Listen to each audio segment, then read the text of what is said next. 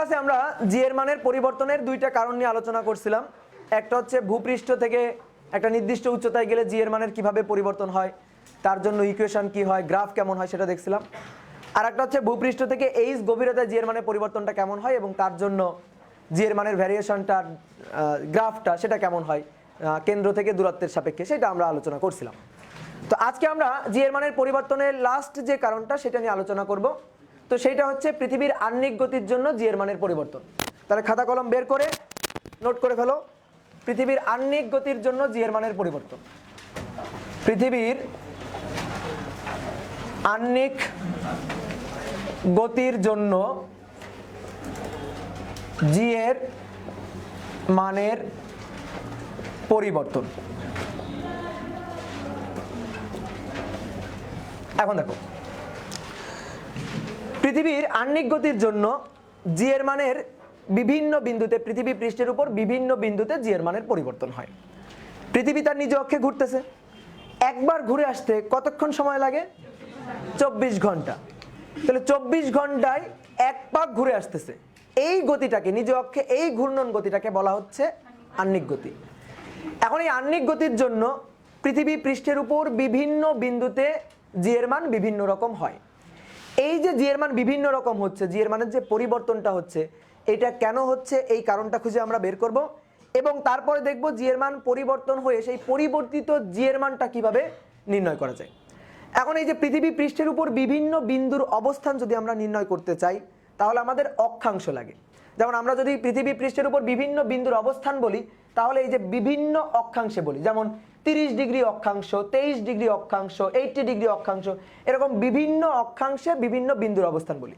আমি কোনো একটা পয়েন্টে জি এর মানে পরিবর্তন বের করতে চাই, তাহলে সেই পয়েন্টটাকে আমি কিভাবে বলবো? সেই পয়েন্টটাকে এমন বলবো যে ঢাকা, রাজশাহী এভাবে বলবো না, আমি বলবো হচ্ছে অক্ষাংশ দিয়ে, যে এত ডিগ্রি অক্ষাংশে জি এর মান কত, এত ডিগ্রি অক্ষাংশে জি এর মান কত, এইভাবে আমি বলবো যে 23 ডিগ্রি 30 ডিগ্রি অক্ষাংশে জি এর মান কত। তাহলে অক্ষাংশ দিয়েই ব্যাপারটা আমি বুঝাবো। এখন তাহলে আমাদের জানতে হবে যে অক্ষাংশ কি। তো দেখো, পৃথিবী পৃষ্ঠের উপর কোনো একটা বিন্দুর অবস্থান নির্দিষ্ট করতে গেলে আমরা একটা কৌণিক স্থানাঙ্ক ব্যবস্থার সাহায্য নিই, যেটাকেই বলা হয় হচ্ছে দ্রাঘিমাংশ এবং অক্ষাংশ। এই কৌণিক স্থানাঙ্ক ব্যবস্থার প্রথম যে পয়েন্টটা, যেটাকে আমরা যেমন মনে করো যে সমতলে যদি কোনো একটা বিন্দুর অবস্থান নির্ণয় করি, কার্তেশীয় স্থানাঙ্ক ব্যবস্থা ব্যবহার করি না, এই যে এক্স অক্ষ ওয়াই অক্ষ, এক্স হচ্ছে ভুজ আর ওয়াই হচ্ছে কোটি। তো এখানে কৌণিক স্থানাঙ্ক ব্যবস্থা ব্যবহার করব। প্রথমটাকে বলা হবে হচ্ছে দ্রাঘিমাংশ এবং পরেরটাকে বলা হবে হচ্ছে অক্ষাংশ। তো দেখো ব্যাপারটা আমরা একটু বুঝাই আগে। এইটা হচ্ছে একটা সমতল, এক্স অক্ষ, এটা হচ্ছে ওয়াই অক্ষ। সমতলের উপর কোনো একটা বিন্দুর অবস্থান আমি নির্দেশ করতে চাই, বুঝাইতে চাই। তো তার জন্য এরকম দুইটা পয়েন্ট আমি নিই। এই যে একটা মনে করো যে 2 4, এরকম একটা পয়েন্ট আমি নিলাম। তাহলে এই যে 2, এটা হচ্ছে এর এক্স স্থানাঙ্ক, আর এটা হচ্ছে 4, এটা হচ্ছে এর ওয়াই স্থানাঙ্ক। তাহলে আমি এখান থেকে প্রথমে যাব 2 একক, তারপর এখান থেকে উপরের দিকে যাব 4 একক, এই পয়েন্টে কিন্তু আমি পৌঁছাই যাব। যদি আমি বলি 2 - 4, তাহলে ব্যাপারটা কি হবে? আমি প্রথমে এখান থেকে যাব 2 একক, তারপরে নিচের দিকে নামবো -4 একক, মানে 4 একক নামবো, তো এটা নিচের দিকে বলে -4। তাহলে এই যে পয়েন্টটা, এর স্থানাঙ্ক হচ্ছে 2 - 4।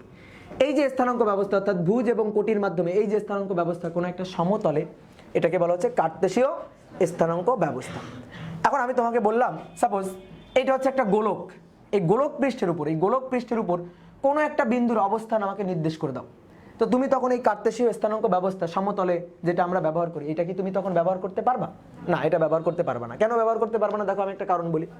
খুব সহজ কারণ হচ্ছে, মনে করো আমি তোমাকে একটা গ্রাফ পেপার দিলাম, বা একটা র্যাপিং পেপার দিলাম, দিয়ে বললাম কি, যে একটা ফুটবল আছে, এই ফুটবলটাকে তুমি এই গ্রাফ পেপার দিয়ে বেশ ভালোভাবে মুড়ে দিবা। তুমি কি এটা পারবা? বেশ ভালোভাবে মুড়তে পারবা? এই গ্রাফ পেপার দিয়ে, একটা 4 কোণা গ্রাফ পেপার, এরকম একটা গ্রাফ পেপার দিয়ে যদি তুমি এটাকে মুড়তে যাও, তাহলে দেখবা কিছু কিছু জায়গায় ভাঁজ ভাঁজ পড়ে যাবে। তাহলে সেই ক্ষেত্রে এই তলটাকে, এই গলীয় তলটাকে তুমি এই স্থানাঙ্ক ব্যবস্থার সাহায্যে তখন প্রকাশ করতে পারবা। তাহলে দেখা যাবে কি, তোমার এরকম যদি গ্রাফ কাগজে ভাঁজ ভাঁজ পড়ে যায়, তাহলে কোনো একটা বিন্দুর অবস্থান তুমি খুঁজে পাইতে পারবা, তখন একটু ঝামেলা হবে না? তো এই কারণে দেখো, সমতলে আমরা যে স্থানাঙ্ক ব্যবস্থার ব্যবহার করি, বক্রতলে বা গলীয় তলে সেই স্থানাঙ্ক ব্যবস্থাটা আমরা ব্যবহার করতে পারি না। তাহলে তখন অবশ্যই আমাদের অন্য কোনো একটা স্থানাঙ্ক ব্যবস্থার সাহায্য নিতে হবে। তো সেই স্থানাঙ্ক ব্যবস্থাটাকে বলা হচ্ছে কৌণিক স্থানাঙ্ক ব্যবস্থা, যার প্রথম পয়েন্ট যেটা এখানে যেমন যেটা ভুজের কাজ করতেছিল সেটা তখন হবে দ্রাঘিমাংশ, আর পরের যেটা কোটির কাজ করতেছিল সেটা তখন হবে অক্ষাংশ। তো দেখো, আমি বেশ বড় সড়ো একটা পৃথিবী আঁকি। এই যে এটা হচ্ছে পৃথিবী, তো এই পৃথিবীর এইটা হচ্ছে মেরুরেখা আর এইটা হচ্ছে বিষুবরেখা। এখন তুমি একটা পৃথিবী গোলক যদি বাজার থেকে কিনে আনো, তুমি দেখতে পাবা যে এরকম দাগ কাটা থাকে, এরকম দাগ কাটা আছে। এটা হচ্ছে উত্তর মেরু, উত্তর মেরু, এটা হচ্ছে দক্ষিণ মেরু। এরকম দাগ কাটা আছে।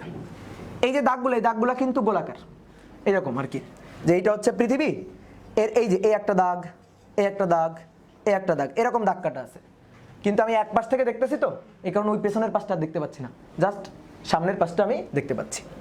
এরপরে এই মেরু থেকে মেরু, এদের এরকম সংযোগ রেখা টানা থাকে। এই যে উত্তর মেরু থেকে দক্ষিণ মেরু, দেখবা এরকম সংযোগ রেখা টানা থাকে।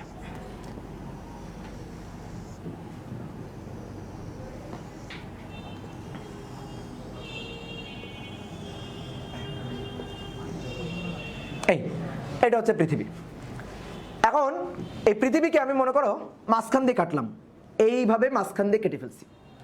তাহলে এইটা হচ্ছে পৃথিবী, এটাকে একটু ছোট করে আঁকলেও হবে। এটা হচ্ছে পৃথিবী, মাঝখান দিয়ে এভাবে কেটে ফেলছি। তাহলে মাঝখান দিয়ে কাটলে দেখো কাটা অংশটা দেখতে এরকম লাগবে। উপরের এই অংশটুকু কেটে আমি ফেলে দিলাম, মনে করো বাজার থেকে একটা কুমড়া কিনে নিয়ে আসছো, মাঝখান দিয়ে কেটে ফেললাম, এটা হচ্ছে সে পৃথিবী। তাহলে পৃথিবীর উপরের অংশটা কেটে ফেলে দিছি। এটা হচ্ছে এই যে তল, এই যে সমতল, মাঝখানের এই সমতলটা, এইটা হচ্ছে পৃথিবীর সেন্টার। এখন এইটাকে আমি বললাম এটা হচ্ছে 0 ডিগ্রি কোণ, এটা হচ্ছে 0 ডিগ্রি। এখান থেকে এই যে ভূপৃষ্ঠের উপর একটা লম্ব টানলাম, কেন্দ্র থেকে এই যে একটা রেখা টানলাম, এইটাকে আমি বললাম 0 ডিগ্রি। এবার আমি আস্তে আস্তে এইদিকে যাব 10 ডিগ্রি 10 ডিগ্রি 10 ডিগ্রি করে যাব, আবার আস্তে আস্তে এদিকে যাব 10 ডিগ্রি 10 ডিগ্রি করে। তাহলে এইখানে মনে করো এইটা হচ্ছে 10 ডিগ্রি, এইটা হচ্ছে 20 ডিগ্রি, এইটা হচ্ছে 30 ডিগ্রি, এরপরে এইটা হচ্ছে 40 ডিগ্রি, এরপরে বলো তো এইটা কত হবে? 90 ডিগ্রি। তুমি বলবা ওইটা 50 ডিগ্রি। তা আমি দেখো এখানে তো ছোট ছোট করে আঁকতেছি আর কি, লিখতেছি, পয়েন্টগুলো নিচ্ছি, 10 20 30 40। এবার এই যে লম্ব, এই যে লম্বভাবে যে কোণটা, এই কোণটা হবে 90 ডিগ্রি।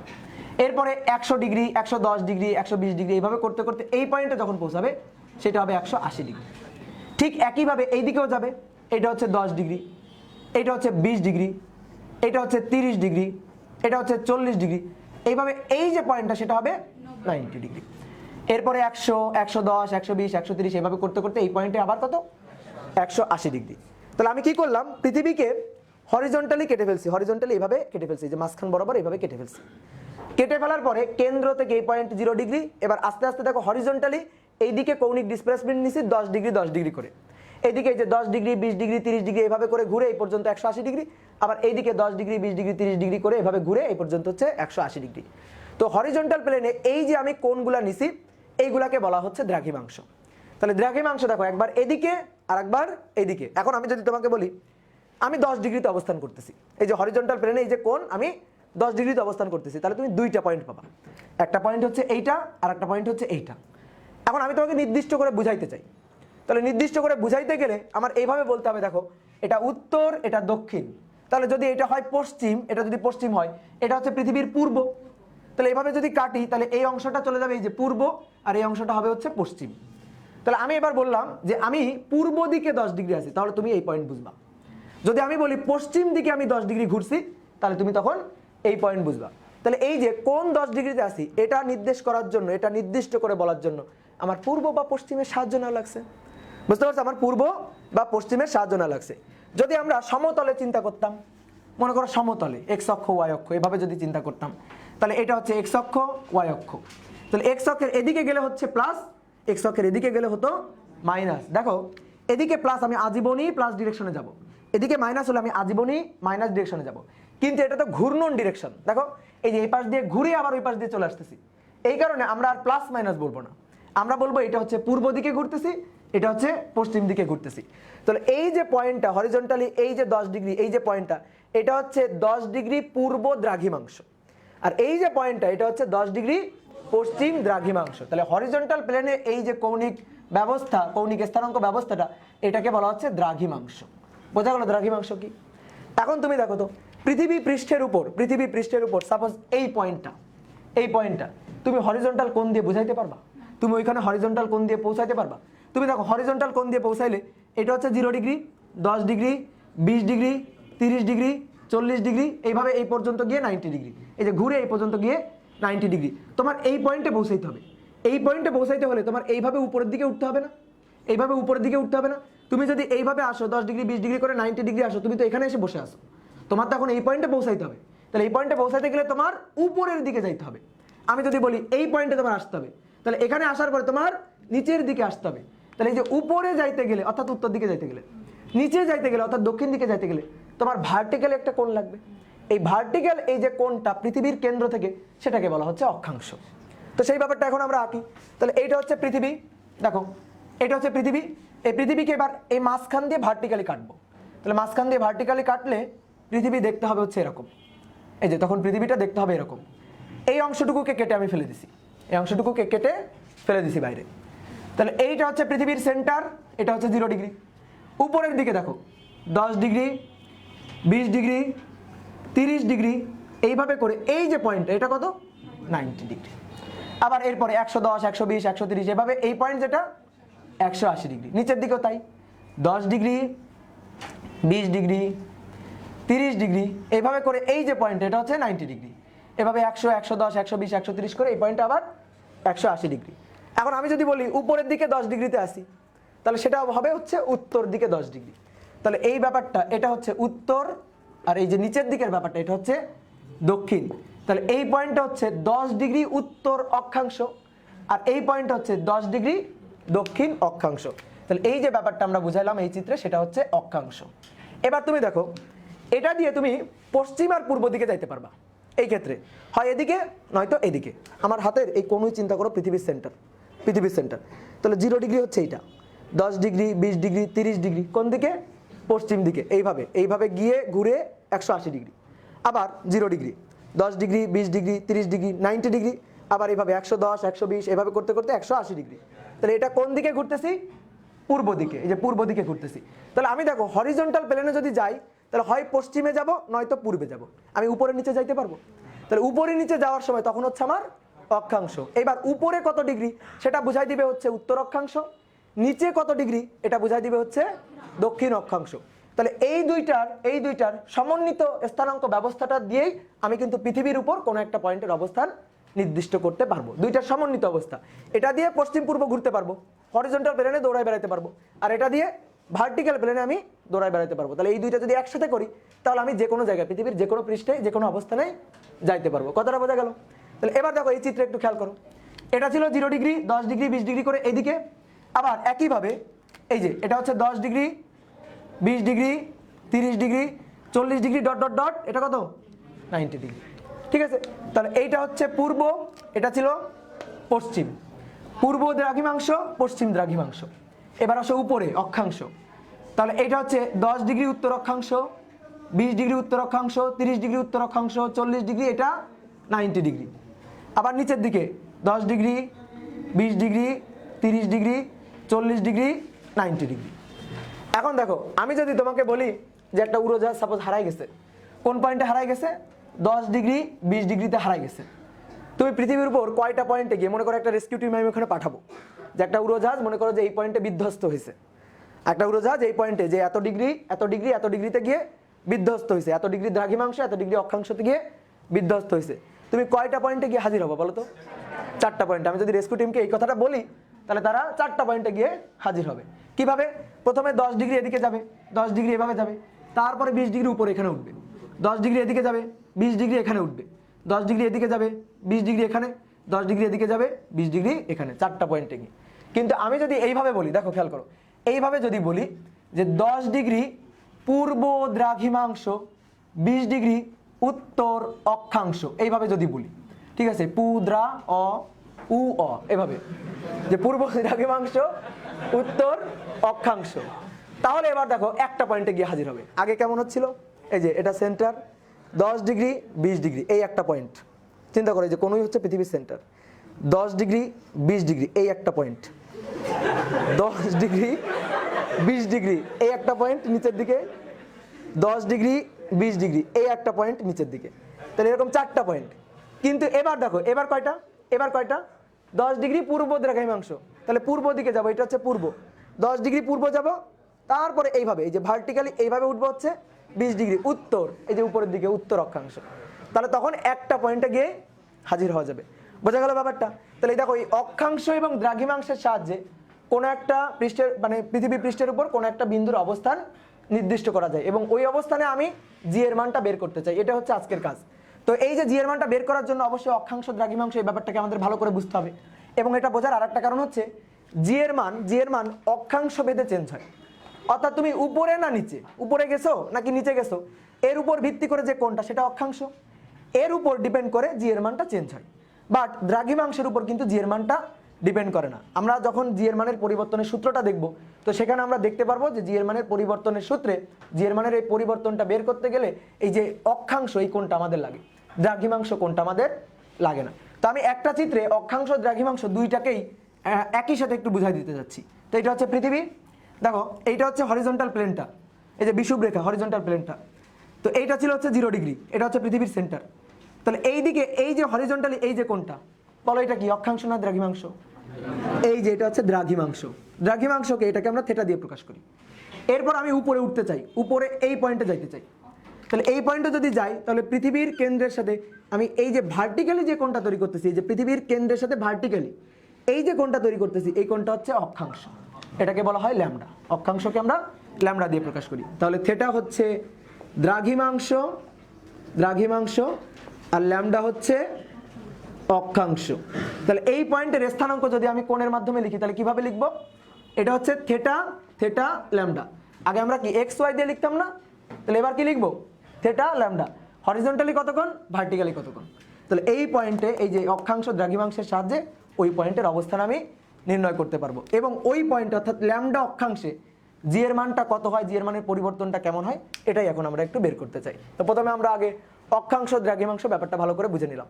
বলো কারো কোনো প্রশ্ন আছে কিনা? বুঝতে পারছি অক্ষাংশ দ্রাঘিমাংশ ব্যাপারটা ক্লিয়ার? তাহলে এবার একটু বোর্ডটা মুছি। আচ্ছা তোলো, আমার হাতে একটা কম্পাস, ঠিক আছে? যে বৃত্ত আঁকি না কেন সেটা বৃত্তই হবে, ঠিক আছে?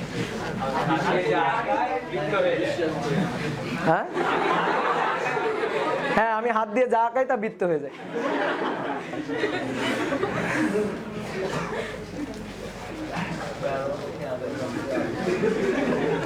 এই ছবি তুলতেছো, একটু পোজ দি, তারপরে তোলো, একটা পোজ দি, তার না ছবি তুলতেছো, ক্যান্ডি তুলতেছো, তারপরে বলবে একটু পোজ দিব। এই হয়েছে নাকি কারো বাদ আছে? আচ্ছা বাদ থাকলে ওয়েট করবো, সমস্যা নেই। এরপরে তো কোনো ব্যাজ নাই, 8টা পর্যন্ত পড়াবো।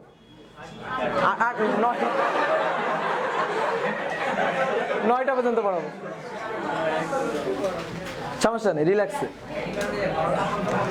বা তুমি কেমন আঁকলো ওটা, হাত দিয়ে আঁকছো? ও তাই তো ভাবে।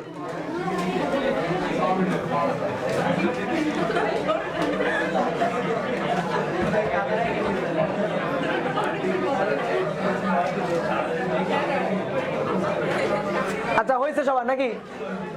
বুঝলাম।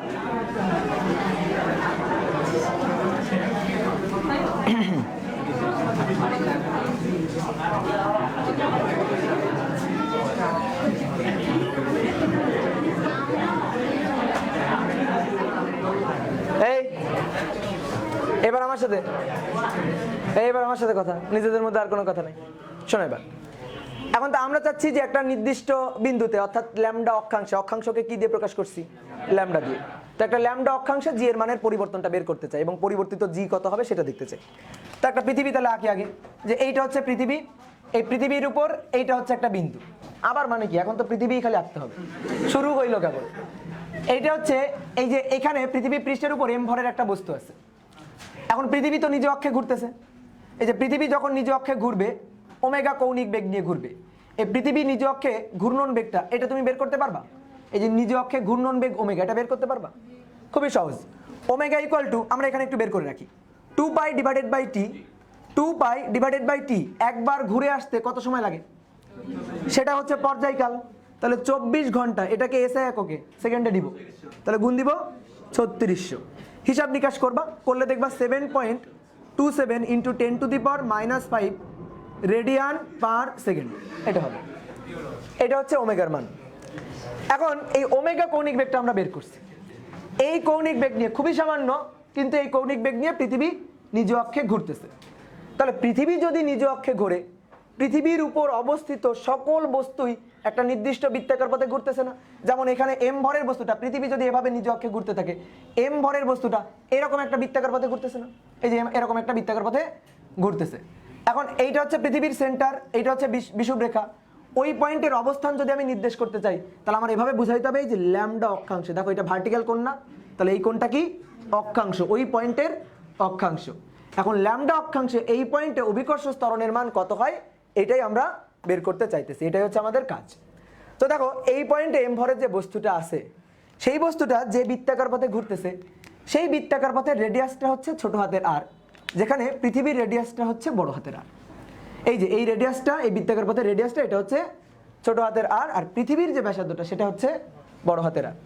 এখন দেখো কোনো একটা বস্তু যদি বৃত্তাকার পথে ঘোরে, তাহলে অবশ্যই তার কেন্দ্রের দিকে একটা বলের যোগান দেওয়া লাগে, যে বলটাকে বলা হয় কেন্দ্রমুখী বল। চতুর্থ অধ্যায়ে আমরা একটা টপিক পড়ছি, সেই টপিকটার নাম হচ্ছে কেন্দ্রমুখী বল। এটা কিন্তু খুবই গুরুত্বপূর্ণ একটা টপিক, এবং ফিজিক্সের বলতে গেলে প্রায় অধ্যায়ে এই টপিকটা আমাদের লাগবে, কেন্দ্রমুখী বল। তো দেখো এই কেন্দ্রমুখী বলের এখানে 2-3টা গুরুত্বপূর্ণ কথা আছে। সেটা হচ্ছে, কোনো একটা বস্তু বৃত্তাকার পথে ঘুরলে অবশ্যই কেন্দ্রমুখী বল লাগবে। মানে দুনিয়াতে এমন কোনো বস্তু নেই যে বৃত্তাকার পথে ঘুরতেছে কিন্তু কেন্দ্রমুখী বলের যোগান দিচ্ছে না। সে যে বস্তুই হোক না কেন, তাকে অবশ্যই কেন্দ্রমুখী বলের যোগান দিয়ে তারপরে বৃত্তাকার পথে ঘুরতে হবে। কেন্দ্রমুখী বলের যোগান দিবা না, বৃত্তাকার পথে ঘুরবা, এটা কখনোই সম্ভব না। তুমি বৃত্তাকার পথে ঘোরার পারমিশনই পাবা না যদি তুমি কেন্দ্রমুখী বলের যোগান না দাও। তাহলে এই বস্তুটা, পৃথিবী যদি নিজ অক্ষে ঘোরে, এই বস্তুটা এরকম আর ব্যাসার্ধের একটা বৃত্তাকার পথে ঘুরতেছে না? তাহলে অবশ্যই সে কেন্দ্রের দিকে একটা বলের যোগান পাচ্ছে, কেন্দ্রমুখী বলের যোগান পাচ্ছে। এই কেন্দ্রমুখী বলের যোগানের জন্য সে বৃত্তাকার পথে ঘুরতেছে। এখন এই প্রমাণটা, এখানে ডেরিভেশনটা আমরা 2টা ভাবে করতে পারি। একটা হচ্ছে কেন্দ্রমুখী বল নিয়ে, যেটা হচ্ছে আসল ফোর্স, রিয়েল ফোর্স। আর একটা হচ্ছে কেন্দ্র বিমুখী বল নিয়ে, যেটাকে আমরা বলি কেন্দ্রমুখী বলের অপকেন্দ্র প্রতিক্রিয়া বল। মানে কেন্দ্রমুখী বল কোন দিকে কাজ করে? কেন্দ্রের দিকে। তো আমরা বলি যে কেন্দ্রের দিকে যেহেতু এই বলটা কাজ করতেছে, তাহলে এর বিপরীত দিকে নিউটনের যে থার্ড ল, ক্রিয়া সমান সমান প্রতিক্রিয়া, যে প্রত্যেক বলের জোড়া থাকে, তাহলে এই যে কেন্দ্রমুখী বল, তার যে একটা জোড়া বল আছে, তাহলে সেটা অবশ্যই কেন্দ্রের তাহলে বিপরীত দিকে হবে। তো এটাকে তখন বলা হয় কেন্দ্র বিমুখী বল। কিন্তু এটা রিয়েল ফোর্স না, এটা হচ্ছে একটা সুডো ফোর্স। সুডো মানে হচ্ছে ভুয়া। তো এই যে ভুয়া জিনিসটা, কেন্দ্র বিমুখী বল, এটা নিয়েও কিন্তু আমরা ডেরিভেশনটা করতে পারি। কিন্তু ভুয়া কোনো জিনিস নিয়ে ডেরিভেশন করা কি ঠিক হবে, উচিত হবে? তা আমাদের বোর্ড বইগুলোতে এই কাজটা করছে। আমাদের বোর্ড বইগুলোতে এই কেন্দ্র বিমুখী বলের কনসেপ্ট নিয়ে এই ডেরিভেশনটা করছে। তা আমরা আগে বোর্ড বইয়ের ব্যাপারটা একটু দেখি যে কেন্দ্র বিমুখী বল নিয়ে কি কাজটা করছে। তো আমরা কেন্দ্র বিমুখী বলকে এইভাবে বুঝি যে এই যে বস্তুটা বৃত্তাকার পথে ঘুরতেছে, তার এই যে বাইরের দিকে ছুটে যাওয়ার যে প্রবণতা, এটা হচ্ছে কেন্দ্র বিমুখী বল। আমরা কেন্দ্র বিমুখী বলটাকে এইভাবে একটু ফিল করি, যে বস্তুটা বৃত্তাকার পথে ঘুরতেছে, তাহলে তার বাইরের দিকে ছুটে যাওয়ার এই যে প্রবণতাটা, প্রবণতা বল যেটা, সেটা হচ্ছে কেন্দ্র বিমুখী বল, সেটা হচ্ছে এফসি। আর তুমি বলতে পারো এফসি তো কেন্দ্রমুখী বল, তো এটাকে কেন্দ্র বিমুখী বল বলতেছেন। তো এই যে বললাম কেন্দ্রমুখী বলের অপকেন্দ্র প্রতিক্রিয়া, নিউটনের থার্ড ল কি, ক্রিয়া প্রতিক্রিয়া সমান। তাহলে এফসি, এই যে কেন্দ্র বিমুখী, এর মানটা হবে কেন্দ্রমুখী বলের সমান। আচ্ছা, কেন্দ্রমুখী বলের ক্ষেত্রে, এফসি এর ক্ষেত্রে মান নির্ণয় সূত্রটা কি ছিল? mb²/r। এম এর পরিচয় হচ্ছে যে বস্তুটা বৃত্তাকার পথে ঘুরতেছে। মনে করো এই যে এখানে যে বস্তুটা আছে, এখানে যে মনে করো যে একজন ব্যক্তি আছে, এখানে বসে আছে, ঠিক আছে? কাকে ধরবা? কাকে? অনন্ত জলিলকেই ধরো, যে অনন্ত জলিল এখানে বসে আছে। তো তার ভর হচ্ছে এম, মানে যে বৃত্তাকার পথে ঘুরতেছে তার ভর হচ্ছে এম। তাহলে অনন্ত জলিলের ভর হচ্ছে এম। সে যে ব্যাসার্ধের বৃত্তাকার পথে ঘুরতেছে সেটা হচ্ছে আর, আর এখানে ভি হচ্ছে সে যে রৈখিক বেগ নিয়ে ঘুরতেছে। কিন্তু এখানে আমরা কার কথা বলতেছি? ওমেগা। ওমেগা কি? কৌণিক বেগ। তাহলে এইটাকে আমরা কৌণিক বেগের মাধ্যমে লিখি। তো দেখো এর আরো একটা সূত্র চতুর্থ অধ্যায়ে আমরা পড়ছিলাম, সেটা হচ্ছে এম ওমেগা স্কয়ার ছোট হাতের আর। ঠিক আছে? তাহলে এম ওমেগা স্কয়ার ছোট হাতের আর, এই ছোট হাতের আরটা হচ্ছে তুমি যে বৃত্তাকার পথে ঘুরতেছো, এখানে থেকে তুমি এই যে বৃত্তাকার পথে ঘুরতেছো, সেই বৃত্তাকার পথের ব্যাসার্ধ, এটা হচ্ছে ছোট হাতের আর। এখন এই ছোট হাতের আর এর মানটা তুমি চাইলে বের করতে পারো। কিভাবে? তুমি তো পৃথিবীর ব্যাসার্ধ জানো, ওই পয়েন্টের এই যে ল্যামডা অক্ষাংশের মান জানো, তাহলে পৃথিবীর ব্যাসার্ধ এবং ল্যামডা অক্ষাংশের মাধ্যমে, ল্যামডার মাধ্যমে ওই পয়েন্টে এই যে বৃত্তাকার পথের ব্যাসার্ধ আর এর মানটা আমরা বের করতে পারি। তো তুমি দেখো, আমি এখানে একটু দেখাই। এই যে একটা ত্রিভুজ, এই যে এই ত্রিভুজটার কথা চিন্তা করো। এই কোণটা ল্যামডা হলে এই কোণটাও তো ল্যামডা নাকি? তাহলে দেখো এই কোণটা ল্যামডা, তাহলে অবভিয়াসলি এই কোণটাও ল্যামডা। এইটা হচ্ছে আর, এইটা হচ্ছে ছোট হাতের আর। তাহলে এই কোণের কজ ল্যামডা আমি বলি, কজ ল্যামডা। তাহলে কজ ল্যামডা ইকুয়াল টু ভূমি বাই অতিভুজ। ভূমি, এই যে ভূমি হচ্ছে আর, আর অতিভুজ হচ্ছে বড় হাতের আর। তাহলে অতএব ছোট হাতের আর কত, বড় হাতের আর কজ ল্যামডা। তাহলে দেখো ছোট হাতের আর কে বড় হাতের আর অর্থাৎ পৃথিবীর ব্যাসার্ধ এবং ল্যামডা অক্ষাংশের মাধ্যমে আমরা প্রকাশ করে ফেলছি। এখানেই তো ছিল ছোট হাতের আর, তাহলে এটাকে আমি এবার লিখতে পারি না বড় হাতের আর কজ ল্যামডা। মানে তুমি পৃথিবী পৃষ্ঠে কোনো একটা পয়েন্টে যদি অবস্থান করো, পৃথিবী পৃষ্ঠের কোনো একটা পয়েন্টে যদি অবস্থান করো, তাহলে সেই পয়েন্টে পৃথিবী ওমেগা কৌণিক বেগ নিয়ে ঘুরলে তুমি সেই পয়েন্টে থেকে একটা বৃত্তাকার পথে ঘুরতেছো, এবং সেই বৃত্তাকার পথের ব্যাসার্ধ কিন্তু চাইলে আমরা এই সূত্রটা দিয়ে বের করতে পারি যে আর ইকুয়াল টু বড় হাতের আর কজ ল্যামডা। মানে চিন্তা করো, সাপোজ আমরা তো নর্মালি দক্ষিণ অক্ষাংশে আসি, তাহলে এইখানে মনে করো যে আসি আমরা, তাহলে আমরা মানে রাজশাহীতে থেকে এরকম একটা বৃত্তাকার পথে ঘুরতেছি না, তো আমরা এই বৃত্তাকার পথের ব্যাসার্ধটা বের করতে চাই। তোমার কাজ হচ্ছে বাড়িতে গিয়ে এই বৃত্তাকার পথের ব্যাসার্ধটা বের করা। কিভাবে তুমি বের করবা? তুমি ওই পয়েন্টে দেখো, এই পয়েন্টে গুগল করলেই, আজকে বাসায় গিয়ে গুগল করো রাজশাহীর অক্ষাংশ কত, তাহলে গুগল করলে রাজশাহীর অক্ষাংশ ল্যামডার মান পেয়ে যাবা। ল্যামডার মানটা তুমি পেয়ে গেলা। এখান থেকে এই যে পৃথিবীর ব্যাসার্ধ আর এর মানটা তুমি জানো 6400 কিলোমিটার, তাহলে আর এর মান তোমার জানা আছে, ল্যামডার মান তুমি গুগল করে পেয়ে গেলা। তাহলে এখান থেকে আর এর মানটা ছোট হাতের আর অর্থাৎ বৃত্তাকার পথের ব্যাসার্ধটা এই সূত্র দিয়ে বের করতে পারবা না, যে ছোট হাতের আর ইকুয়াল টু বড় হাতের আর ইনটু কজ ল্যামডা। এই বুঝতে পারছো আমার ব্যাপারটা? তো এই যে এখানে এই যে ছোট হাতের আর আছে, এই মানটাই আমি লিখে দিছি বড় হাতের আর কজ ল্যামডা। তাহলে এইটা হচ্ছে এফসি এর মান। তাহলে এফসি ইকুয়াল টু এইটা আমরা একটু বক্স করে রাখি, আমাদের পরবর্তীতে এই জিনিসটা কাজে লাগবে। এই যে এফসি এটা equal to M omega square R cos lambda. হয়েছে? এই বস্তুটা বাইরের দিকে ছুটে যাওয়ার একটা প্রবণতা বল পাচ্ছে, সেটাকে আমরা বলতেছি কেন্দ্র বিমুখী বল। যদিও সুডো ফোর্স, কিন্তু আমরা বলছি যে এইভাবে বুঝি যে বাইরের দিকে ছুটে যাওয়ার প্রবণতা বলটা হচ্ছে এফসি। বলো তো এই বিন্দুতে এই বস্তুর উপর কয়টা বল কাজ করতেছে? দুইটা। একটা হচ্ছে কেন্দ্র বিমুখী, এই যে বিমুখীর কথা চিন্তা করলে কেন্দ্র বিমুখী, আর একটা হচ্ছে পৃথিবীর ওজন বল, এই যে পৃথিবী তাকে টানতেছে মানে পৃথিবীর মহাকর্ষ বল, এইটা হচ্ছে এমজি, এটা হচ্ছে ওজন বল। এখন এই যে মানে আগের ব্যাচটাতে একজন বলতেছে ভাই মহাকর্ষ বল তো আছে, এখানে এই যে এম ভরের বস্তুটা, তার জন্য এই যে পৃথিবীর ভর যদি বড় হাতের এম হয়, তাহলে তার উপরে তো একটা মহাকর্ষ বলই আছে। আর ওই মহাকর্ষ বলটাই তো ওজন বল, মহাকর্ষ বল ওটাই তো ওজন বল। বুঝছো এই কথাটা? যে এম জি, এটাকে যদি ভাঙি তাহলে এম জি ইকুয়াল টু লিখতে পারি না G M divided by R square. তাহলে জি বড় হাতের এম ছোট হাতের M divided by R square, এটাই তো মহাকর্ষ বল। ওই মহাকর্ষ বলটাই তো ওজন বল। তাহলে আমরা চাইলে এভাবে লিখতে পারি, চাইলে এভাবে লিখতে পারি। তো আমরা এম জি এই ফর্মেটেই লিখতেছি যে ওই পয়েন্টে ওজন বল অর্থাৎ পৃথিবীর টান বল বা মহাকর্ষ বল, সেটা হচ্ছে এম জি। কোন দিকে? এটা পৃথিবীর কেন্দ্রের দিকে। তাহলে এই যে বস্তুটাকে এম ভরের যে বস্তুটা, তাকে পৃথিবীর কেন্দ্রের দিকে এমজি বলে আমি টানতেছি, এই যে এমজি বলে আমি টানতেছি। আর এফসি এটা যাচ্ছে পৃথিবীর পৃষ্ঠ থেকে বাইরে নিয়ে যাইতে, বাইরে ছিটকে বাইরে বের করে দিতে। তাহলে আমরা দেখো পৃথিবী পৃষ্ঠে গেঁথে আসি ওজনের দ্বারা, আমরা কি বাইরে চলে যাচ্ছি, ছিটকে বাইরে বের হয়ে যাচ্ছি? না, কারণ ওজন বেশি হওয়ার কারণে আমরা ওজনের দ্বারা পৃথিবী পৃষ্ঠে গেঁথে আসি বা আঠা দিয়ে লাগানো আসি ওজনের জন্য, যে ওজনটা হচ্ছে আঠা দিয়ে লাগানো আছে। তাহলে ওজনের জন্য কেন্দ্রের দিকে একটা টান বল পাচ্ছি, সেটা হচ্ছে এমজি, আর এফসি হচ্ছে বাইরের দিকে ছুটাই নিয়ে যাচ্ছে। তাহলে আমরা বলতো আপাত ওজন যেটা আমরা ফিল করি, সেটা কি প্রকৃত ওজনের সমান? মানে আমরা কি প্রকৃত ওজনটাকে ফিল করতে পারি? না। প্রকৃত ওজনটাকে ফিল করতে পারতাম যদি এ আমাদের ডিস্টার্ব না করতো, এ যদি আমাদের চাইতো না যে বাইরের দিকে ছিটকে নিয়ে যাবো, এটা যদি না চাইতো, তাহলে কিন্তু আমরা এই প্রকৃত ওজনটা এমজিটা অনুভব করতাম। এখন তুমি বলতে পারো আচ্ছা এটাকে শূন্য করে দিই। এটাকে তুমি শূন্য করতে পারবা কখন? পৃথিবীকে থামাই দিলে। পৃথিবীকে যদি থামাই দাও তাহলে ওমেগার মান কত হবে? শূন্য। ওমেগার মান শূন্য, তার তখন এফসির মানটা হয়ে যাবে শূন্য হয়ে যাবে, তখনই আমরা প্রকৃত ওজনটা অনুভব করতে পারবো। কিন্তু আমরা কি প্রকৃত ওজনটা অনুভব করতে পারতেছি? আমরা যেটা অনুভব করতেছি সেটা হচ্ছে আপাত ওজন। তাহলে আপাত যে ওজনটা, সেটা কি এমজি মাইনাস এফসি। কথাটা বোঝা গেল? এখন এখানে একটু ভুল বলে ফেলছি, এমজি মাইনাস এফসি না, কারণ দেখো এমজির ঠিক বিপরীত দিকে তো এফসি নাই। তাহলে আমি দেখি তো এমজির ঠিক বিপরীত দিকে এফসি এর কতটুকু আছে। তাহলে ঠিক বিপরীত দিক মানে এইটা না, ঠিক বিপরীত দিক। এই কোণটা যদি ল্যামডা হয়, বলো তো এই কোণটা কত? তাহলে এটা হচ্ছে এফসি ভেক্টর, এফসি একটা বল ভেক্টর। তাহলে তার এই দিক বরাবর আমি তোমাকে বললাম, এই দিক বরাবর বলো উপাংশ কত? তাহলে এই দিক বরাবর উপাংশ হচ্ছে এফসি কজ ল্যামডা। ভেক্টর অধ্যায়ে পড়ছিলাম যে এটা যদি কোণ থিটা হয়, তাহলে তার উপাংশ হচ্ছে এত কজ থিটা, এই যে ভেক্টর ইনটু কজ থিটা। তাহলে এই যে এফসি এর কজ উপাংশটাই হচ্ছে এই দিক বরাবর ক্রিয়া করতেছে, এফসি এর কজ উপাংশটা। আর এই দিক বরাবর কোন বলটা? ওজন এমজি। তাহলে এবার দেখো কোন টানটা বেশি, কোনটা বেশি? এমজি বেশি বলেই তো আমরা পৃথিবী পৃষ্ঠে গেঁথে আসি, আমরা কি ছিটকে বাইরে বের হয়ে যাচ্ছি? তাহলে ওজনটা বেশি, তার বিপরীতে কোনটা আছে? FC cause lambda. তাহলে ওজন থেকে এফসি কজ ল্যামডা বাদ দিয়ে দিব, যেটা থাকবে সেটাই হচ্ছে আপাত ওজন। তাহলে আমি কি এভাবে লিখতে পারি বাংলায় যে আপাত ওজন এটা হচ্ছে প্রকৃত ওজন মাইনাস হচ্ছে এফসি কজ ল্যামডা। তাহলে প্রকৃত ওজনটা কত, এমজি মাইনাস হচ্ছে FC cause lambda equal to হচ্ছে আপাত ওজন।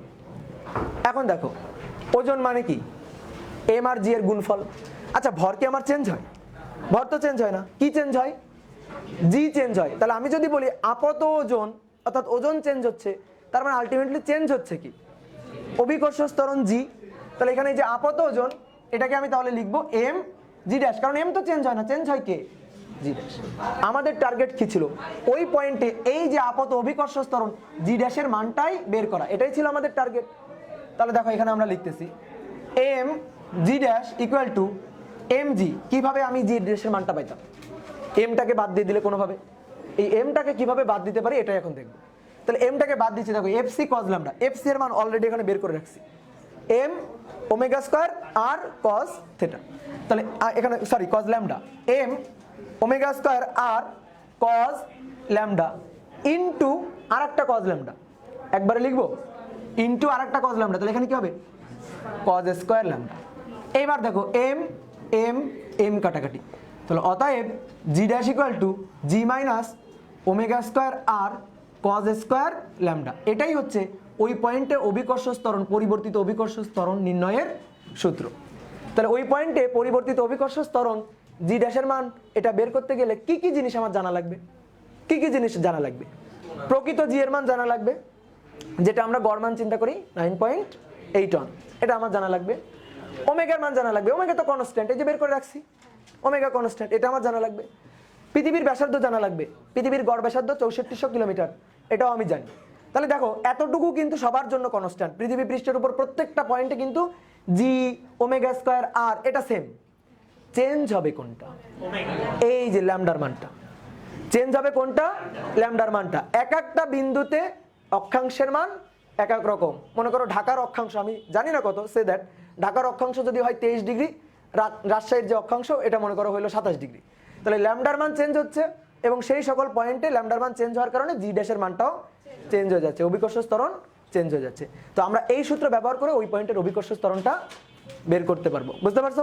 তাহলে আহ্নিক গতির জন্য কেন আমরা বলতেছি যে আহ্নিক গতির জন্য এটা চেঞ্জ হচ্ছে, কেন বলতেছি আহ্নিক গতির জন্য, ল্যামডা অক্ষাংশ এটা তো বুঝলাম, আহ্নিক গতির জন্য কেন বলতেছি যে এই অভিকর্ষ ত্বরণটা চেঞ্জ হচ্ছে পৃথিবীর আহ্নিক গতির জন্য, এটাকে আমরা কেন বলতেছি, সূত্রের দিকে তাকাও, কি আছে ওমেগা আছে, এই ওমেগা তো কৌণিক বেগ।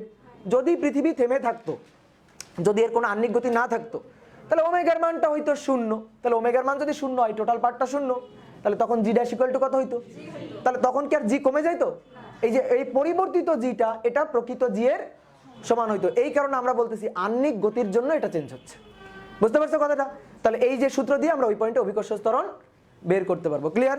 তো তোলো এটা।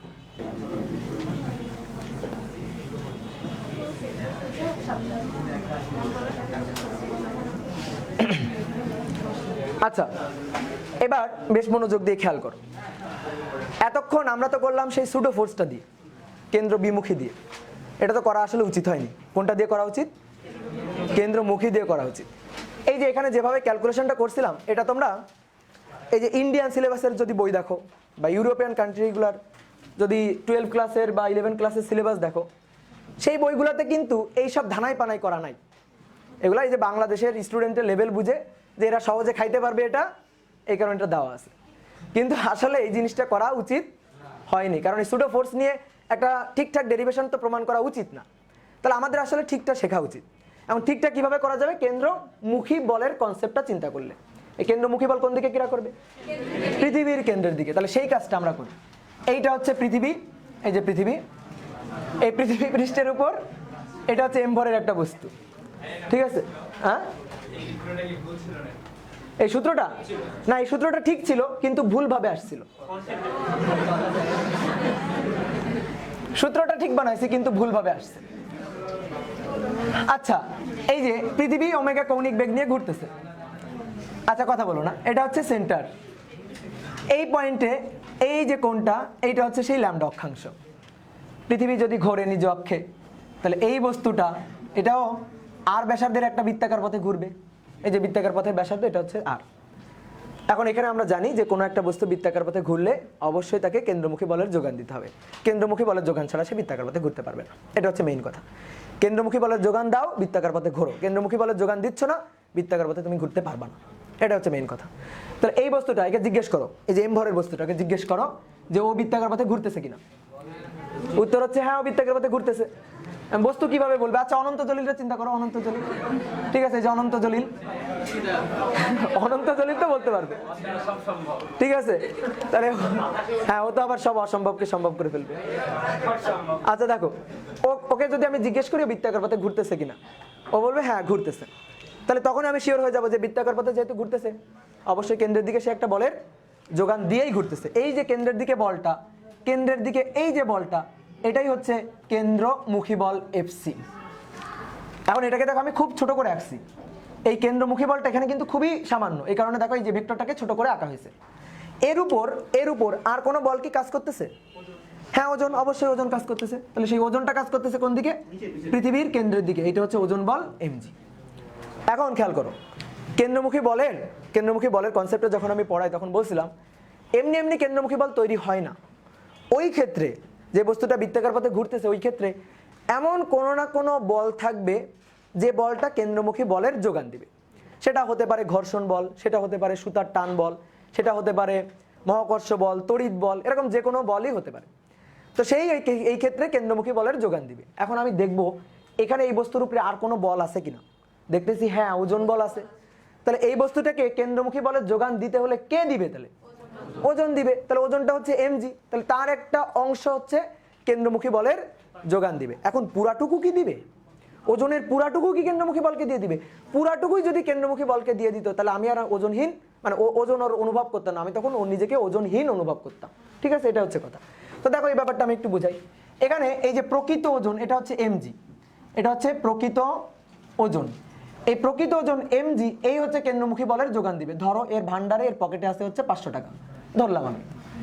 এবার এ কেন্দ্রমুখী বলের যোগান দিবে, এফসি এর যোগান দিবে। এফসি ইকুয়াল টু হচ্ছে এম ওমেগা স্কয়ার আর। আমি এই সূত্রটা লিখলাম।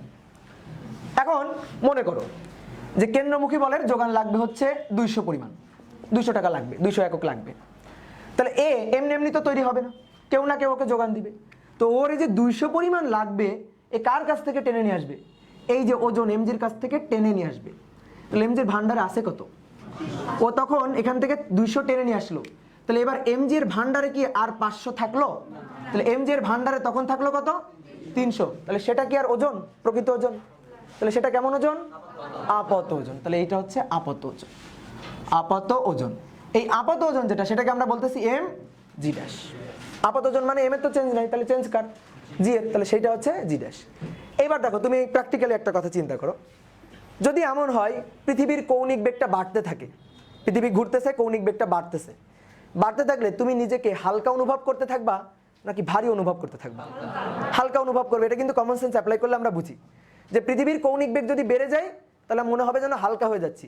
আর এইভাবে কৌণিক বেগ বাড়তে বাড়তে বাড়তে বাড়তে একটা সময় দেখা যাবে যে পৃথিবী পৃষ্ঠের উপর প্রত্যেকটা বস্তুই ছিটকে ছিটকে বাইরে বের হয়ে যাচ্ছে, পৃথিবীকে টাটা বিদায় পৃথিবী বলে চলে যাচ্ছে। এরকম ঘটনা ঘটবে।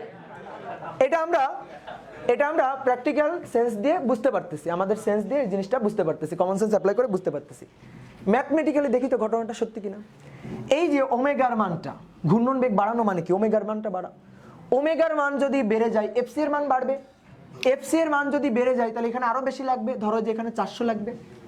এই 400 কার কাছ থেকে আনবে? ওই যে প্রকৃত ওজন এমজি, ওর ভান্ডার থেকে আনবে। ওর ভান্ডারের দিকে নজর দিবে, ওখান থেকে টেনে নিয়ে আসবে 400 টেনে নিয়ে আসলো। তাহলে ওর ভান্ডারে কি আর 300 থাকলো? এবার কত থাকলো? 100। তাহলে দেখো আপাত ওজন আগে ছিল 300, এখন হলো কত? তাহলে ওমেগা বাড়ার ফলে কেন্দ্রমুখী বল বেশি লাগছে, ওজন থেকে টেনে নিয়ে আসছে, তাহলে আপাত ওজন আরো কমে গেছে, তাহলে হালকা। এখন মনে হবে হালকা হয়ে গেছি। তাহলে এভাবে মনে করো আরো বেড়ে গেল, আরো বেড়ে গেল। এখানে হয়ে গেল হচ্ছে এবার 500। ঠিক আছে, ওমেগার মান বেড়ে গেল, এফসি এর মান হয়ে গেল এবার 500। ওর ভান্ডারে কত? সম্পূর্ণটুকু টেনে নিয়ে আসলো, থাকলো কত? 000। থাকলো কত এবার? 0। এবার আর এই ভান্ডারে কিছু আছে? নাই। তাহলে আমার মনে হবে যে আমার আর কোনো ওজন নাই, হালকা। ঠিক আছে, এবার মনে করো পৃথিবী পৃষ্ঠের উপর উড়ে বেড়াইতে পারবো, খুব সহজে উড়ে বেড়াইতে পারবো। এবার একটা জিনিস চিন্তা করো, যদি এরকম হয় ওমেগার মান আর সামান্য একটু বাড়াই দেওয়া হয়, সামান্য একটু, তাহলে এখানে এই যে 501 লাগবে, কিন্তু ওর ভান্ডারে কত ছিল? সম্পূর্ণটুকু তো নিয়ে আসছে, কিন্তু 1 কি আর ও দিতে পারবে? ওর ভান্ডারে যা ছিল সব দিয়ে দিছে, ওরা নাই কিছু, তাহলে 1-এর ঘাটতি আছে না? তাহলে দেখো দেখো তখন এর যেহেতু এখানে এর ভান্ডার যা ছিল সব দিয়ে দিছে, তারপর ওর 1-এর ঘাটতি আছে, তাহলে প্রয়োজনীয় কেন্দ্রমুখী বল কি সে পাইছে? প্রয়োজনীয় কেন্দ্রমুখী বল কি সে পাইছে? তাহলে প্রয়োজনীয় কেন্দ্রমুখী বলের যোগান কি এবার সে পাবে? দিতে পারবে যোগান? যোগান দিতে পারবে না। তাহলে প্রয়োজনীয় কেন্দ্রমুখী বল যদি না থাকে, কেন্দ্রমুখী বল যদি না থাকে, তাহলে তার পথ কি আর বৃত্তাকার হবে? সে কি আর বৃত্তাকার পথে ঘুরবে? তাহলে তার পথ কেমন হবে? সরল রৈখিক হবে। তাহলে এরকম যদি হয়, এর ওমেগা বাড়তে বাড়তে যদি এই পর্যায়ে পৌঁছে যায়, তাহলে এ আর বৃত্তাকার পথে ঘুরতে পারবে না। তাহলে পথ তখন কেমন হবে? তখন সে এই যে বৃত্তাকার পথ, এই বৃত্তাকার পথের স্পর্শ বরাবর পৃথিবী ছেড়ে বিদায়। বুঝতে পারছো? সরল রৈখিক পথে পৃথিবী ছেড়ে বাইরে বের হয়ে যাবে। তো এই ঘটনাটাই তো ঘটবে। দেখো এটা কিন্তু এই যে ম্যাথের এই যে সেন্সটা, এটা কিন্তু আমাদের এই কথাগুলাই বলতেছে। বুঝতে পারছো? যেটা আমরা আমাদের কমন সেন্স ব্যবহার করে বলতেছিলাম, এই কথাগুলো কিন্তু এখান থেকেই খুব সহজে বুঝতে পারতেছি। ক্লিয়ার হয়েছে ব্যাপারটা? এখন আমরা চাইতেছি পরিবর্তিত অভিকর্ষ ত্বরণটা কত, এই যে হালকা হয়ে যাইতেছি পৃথিবীর ঘূর্ণন বাড়ার কারণে। তো হালকা হয়ে যাওয়া মানে কি? কোনটা চেঞ্জ হওয়া? আপাত ওজন চেঞ্জ হওয়া। তো আপাত ওজন এম তো চেঞ্জ হবে না, চেঞ্জ হবে কি? জি ড্যাশ। ওই জি ড্যাশের মানটা বের করতে চাইতেছি। তো কিভাবে বের করতে পারি দেখি, এবার একটু ভালো করে বোঝো। এই এমজিকে দুইটা টুকরা করা হচ্ছে, এমজিকে দুইটা টুকরা, একটা টুকরা হচ্ছে এফসি আর একটা টুকরা হচ্ছে এমজি ড্যাশ। আচ্ছা এটা কি একটা বল না? আমি উদাহরণ দেওয়ার জন্য এভাবে বুঝাইছি, কিন্তু এফসি তো একটা বল, এমজি ড্যাশ এটাও তো একটা বল। তাহলে এই যে এটাকে ভেঙে বলের দুইটা উপাংশ পাওয়া যাচ্ছে না? তাহলে এই দুইটা উপাংশের লব্ধি আবার হবে এইটা। বুঝতো? আমি তো মানে স্কেলার মান এভাবে বোঝানোর জন্য তোমাকে এরকম লিখছি, কিন্তু ব্যাপার হচ্ছে এইটা এবং এইটার লব্ধি হবে এইটা, বা এইটার দুইটা ভেক্টর উপাংশ হবে এটা। বুঝতে পারছো কথাটা? ভেক্টর উপাংশ, স্কেলার না, ভেক্টর উপাংশ। তাহলে এটা যদি এমজি হয়, তার একটা টুকরা যদি এফসি হয় আর একটা টুকরা হচ্ছে আপাত ওজন এমজি ড্যাশ। তুমি একটু বলো তো সেই এমজি ড্যাশটা কোন দিকে থাকবে? এই এমজি ড্যাশটা থাকবে এই দিক বরাবর, এমজি ড্যাশটা থাকবে এই দিক বরাবর, এইটা হবে এমজি ড্যাশ। কিভাবে? ভেক্টর উপাংশের বিভাজন নীতি। এই যে এইটা যদি একটা ভেক্টর হয়, এটা যদি একটা ভেক্টর হয়, সে এটা হচ্ছে এমজি, তাহলে এর একটা উপাংশ এটা হচ্ছে এফসি, একটা উপাংশ হচ্ছে এইটা। তাহলে আর একটা উপাংশ অবশ্যই সামান্তরিক আঁকলে সামান্তরিকের বিপরীত বাহু। এই যে আমি দেখো এইটাকে নিয়ে এরকম একটা সামান্তরিক আঁকলাম, এই যে সামান্তরিক আঁকলাম, তাহলে এইটা হচ্ছে এফসি একটা উপাংশ। তাহলে এই যে বাহুটা, এই বাহুটা নির্দেশ করবে আর একটা উপাংশ, সেই উপাংশটা কত? MG dash. তুমি উল্টা বোঝো, উল্টা বোঝো, উল্টা, যে এই এমজি কে ভেঙে দুইটা উপাংশ করছে, একটা এফসি একটা এমজি ড্যাশ, এটা বোঝার দরকার নেই। তুমি এভাবে বোঝো, একটা উপাংশ এফসি আর একটা উপাংশ এমজি ড্যাশ, এই দুইটার লব্ধি হবে এমজি। এখন লব্ধি করা যায় কি করে? ভেক্টর অধ্যায়ে পড়ছিলাম সামান্তরিক সূত্র, যে এই দুইটা বাহুকে সন্নিহিত বাহু ধরে একটা সামান্তরিক আঁকবা, তাহলে এই দুই বাহুর ছেদবিন্দুগামী যে কর্ণটা, সেই কর্ণটা হবে লব্ধি। তাহলে এই দুইটার লব্ধি যদি এটা হয়, তাহলে এইটাকে ভেঙে যে দুইটা উপাংশ পাওয়া যাবে সেটাই দুইটা হবে। আমার কথা বোঝা গেল? এখন তুমি বলো তো, এই কোণটা যদি ল্যামডা হয়, এই কোণটা কত? ল্যামডা। সামান্তরিকের বিপরীত বাহু সমান সমান্তরাল। এটা যদি এফসি হয়, এটা কত? এফসি। বোঝা গেল এই জিনিসটা? এখন দেখো এখানে আমি একটা জাস্ট ত্রিভুজ আঁকতেছি, এই যে এটাই আঁকতেছি, তোমাদের আলাদা করে আঁকারও দরকার নেই। এইটা হচ্ছে এমজি, এইটা হচ্ছে এমজি ড্যাশ, আর এইটা হচ্ছে ল্যামডা, আর এইটা হচ্ছে এফসি। এই যে ত্রিভুজটাই জাস্ট আঁকলাম। বুঝতে পারছো? এখন ত্রিভুজের একটা সূত্র আমাদের ছিল, জানা ছিল। সূত্রটা হচ্ছে এরকম, যে এই যদি একটা ত্রিভুজ হয়, এর এই কোণটা এ, এই কোণটা বি, এই কোণটা সি, এ কোণের বিপরীত বাহু ছোট হাতের এ, বি কোণের বিপরীত বাহু ছোট হাতের বি, আর সি কোণের বিপরীত বাহু ছোট হাতের সি। তাহলে এই ক্ষেত্রে আমি যদি মনে করো কজ এ কোণটা বের করতে চাই, এ কোণটা, এ কোণের যে বিপরীত বাহুটা সেটা তুমি এইখানে টুপ করে বিয়োগ করে দিবা, এ স্কয়ার। বাদ বাকি কোণটা থাকলো সি আর বি, এখানে লিখবা বি স্কয়ার সি স্কয়ার, নিচে লিখবা 2bc। তাহলে আমি দেখো মুখে মুখে বলতেছি, যদি cos b হতো minus B square A square plus C square divided by 2ac। Clear? বুঝতে পারছি? এখন আমি যদি তোমাকে বলি এই ত্রিভুজে cos ল্যামডা সূত্রটা লেখো, তাহলে তুমি বলো cos ল্যামডা সূত্র কি লিখবো? cos ল্যামডা কি লিখবো? এটুকু চাইলে লিখতে পারো, না হলে নাই। cos ল্যামডা বিপরীত বাহু কোনটা? Minus M G dash. এইবার তোমরা কেউ ডেরিভেশনটা লিখবা না, বোর্ডে দেখো আমি কয়েকটা লাইন গ্যাপ দিব, তো লিখতে গেলে তারপর দেখবা যে বুঝবা না বাসায় গিয়ে, যে এক লাইন থেকে আরেক লাইনে ভাইয়া কেমনে আসলো। এই কোণের বিপরীত বাহুটা কি? mg ড্যাশ, তাহলে mg ড্যাশের বিয়োগ করে দিছি। বাদ বাকি দুইটা হচ্ছে mg তার বর্গ fc তার বর্গ 2 mg fc, এই সূত্রটা লিখলাম।